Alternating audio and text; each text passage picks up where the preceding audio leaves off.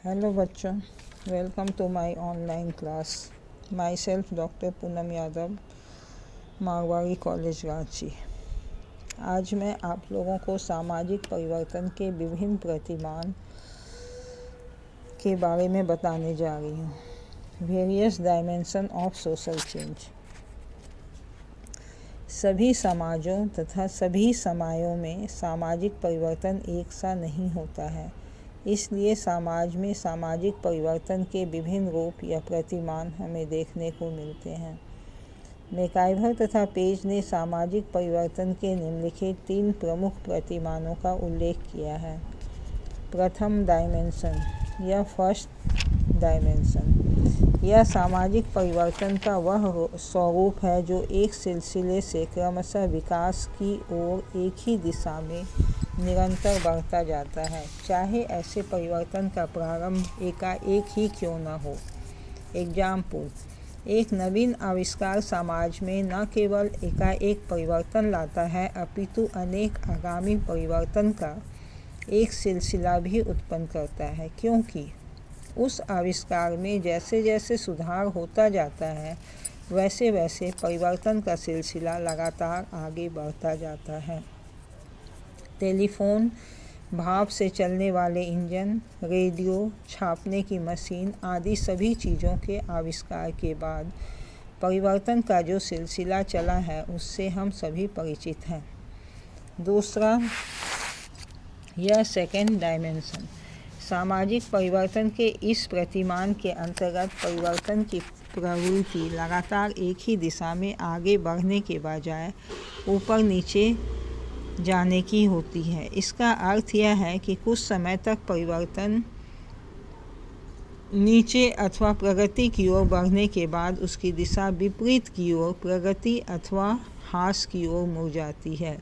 इस प्रकार के प्रतिमान में चूंकि परिवर्तन की दिशा ऊपर से नीचे की ओर, फिर नीचे से ऊपर की ओर अथवा पहले नीचे से ऊपर की ओर फिर नीचे की ओर होती है, इस कारण इससे उतार चढ़ावदार परिवर्तन या फ्लोटिंग चेंजेज भी कहते हैं। एग्जाम्पल, जनसंख्या के क्षेत्र में हम इस प्रकार के उतार चढ़ावदार परिवर्तन को देख सकते हैं। भारत में पहले जनसंख्या में परिवर्तन लगातार वृद्धि की ओर रहा, फिर परिवार नियोजन आदि कार्यक्रमों के फलस्वरूप परिवर्तन एक विपरीत दिशा में मोड़ गया। तीसरा या थर्ड डायमेंशन, तीसरे प्रकार के डायमेंशन को तरंगीय परिवर्तन, वेव लाइक चेंजेज कहा गया है। इसकी प्रकृति भी दूसरे प्रतिमान से बहुत कुछ मिलती जुलती है। अंतर केवल इतना है कि उतार चढ़ावदार परिवर्तन में परिवर्तन की दिशा एक सीमा के बाद विपरीत दिशा की ओर मुड़ जाती है और इस विपरीत रूप को निश्चित रूप से देखा जा सकता है, परंतु तरंगीय परिवर्तन में लहरों की भांति एक के बाद दूसरा परिवर्तन आता रहता है और यह कहना कठिन होता है कि दूसरी लहर प्रथम लहर के विपरीत है अथवा दूसरा परिवर्तन प्रथम के संदर्भ में ह्रास या प्रगति का सूचक है। एग्जाम्पल, फैशन की दुनिया में नए नए फैशनों के तरंग या लहर आती रहती है और प्रत्येक के बाद कुछ नया परिवर्तन हो जाता है। इसमें पतन या प्रगति का कोई प्रश्न नहीं होता है। अब हम लोग जानेंगे सामाजिक परिवर्तन के कारण क्या क्या हैं।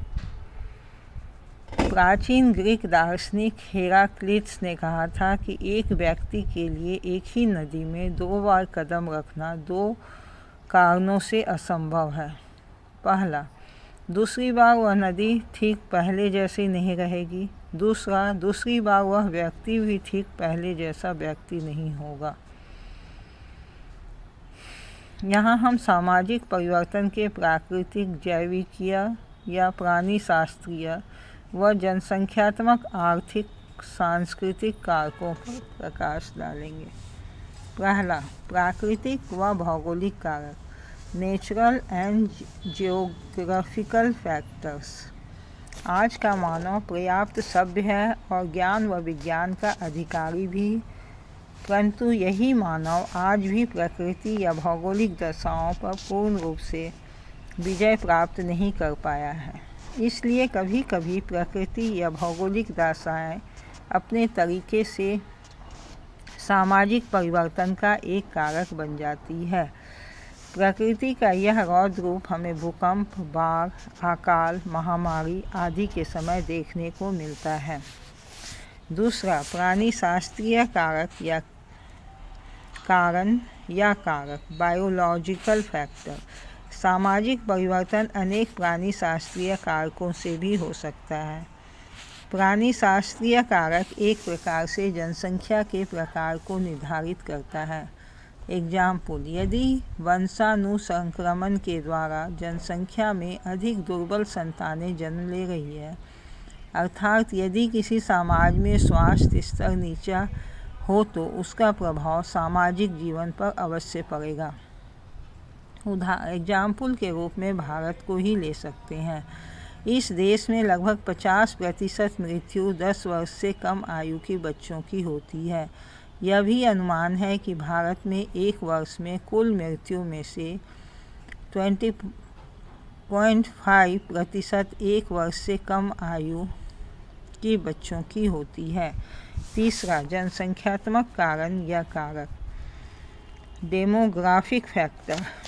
सामाजिक परिवर्तन के क्षेत्र में जनसंख्यात्मक कारकों का अत्यधिक महत्व है। जनसंख्या की विशेषताएं अनेक रूपों में सामाजिक परिवर्तनों को उत्पन्न करती है। जब किसी देश में अति जनसंख्या की स्थिति होती है तो समाज में अनेक प्रकार के परिवर्तन जन्म लेते हैं। अति जनसंख्या का अर्थ उस स्थिति से है जब देश में पोषण के लिए खाद्यान्न की कमी हो और जनसंख्या अत्यधिक तीव्र गति से बढ़ रही हो। चौथा कारण है आर्थिक कारण, इकोनॉमिक फैक्टर। आर्थिक कारक भी सामाजिक परिवर्तन का कारण बन सकता है। शिकारी समाजों एवं कृषि प्रधान समाजों में अनेक अंतर दृष्टिगोचर होते हैं। जब भी किसी समाज के सदस्य शिकारी स्तर से कृषि स्तर में आते हैं तो उनके सामाजिक जीवन में महत्वपूर्ण परिवर्तन हो जाते हैं।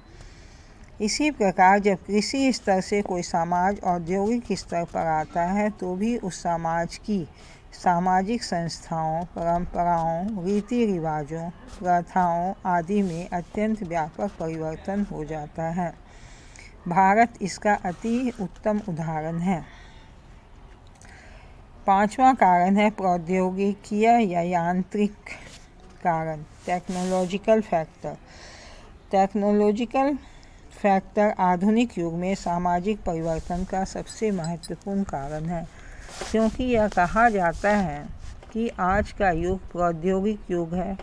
प्रौद्योगिक से एक बड़ा परिवर्तन यह होता है कि उद्योग धंधों में प्रगति होती है। औद्योगिकीकरण के परिणाम स्वरूप बड़े बड़े नगरों का विकास होता है और समुदाय की जनसंख्या जैसे जैसे बढ़ते जाती है वैसे वैसे व्यक्तिगत संबंध बनाए रखना कठिन होता है। इसका एक स्वाभाविक परिणाम सामुदायिक जीवन का ह्रास होता है। इसी प्रकार बड़े बड़े नगरों के विकास के फलस्वरूप अनेक प्रकार के अपराध, व्यभिचार और संघर्ष आदि आप से आप बढ़ते हैं। इससे एक ओर तो नगरों में मकानों की समस्या उत्पन्न होती है, दूसरी ओर नगरों में स्त्री और पुरुषों के अनुपात में भेद हो जाता है। प्रौद्योगिक विकास के कारण उत्पादन बड़े पैमाने पर शुरू हो जाता है। जब उत्पादन बड़े पैमाने पर शुरू हो जाता है तो श्रम विभाजन की आवश्यकता पड़ती है, क्योंकि एक या कुछ व्यक्तियों द्वारा प्रत्येक प्रकार का कार्य नहीं हो सकता है। छठा कारण है सांस्कृतिक कारण या कारक, कल्चरल फैक्टर। सांस्कृतिक कारक भी सामाजिक परिवर्तन को जन्म देती है। सोरोकिन ने संस्कृति की विशेषताओं में होने वाले परिवर्तन को सामाजिक परिवर्तन का प्रमुख कारण माना है। सामाजिक जीवन हमारे विश्वास, धर्म, प्रथाओं, संस्थाओं आदि पर निर्भर है। ये सभी संस्कृति के अंग हैं और इस कारण इनमें कोई भी परिवर्तन हमारे सामाजिक जीवन में परिवर्तन लाता है। आज का लेक्चर मैं यहीं समाप्त करती हूँ। गुड बाय बच्चों।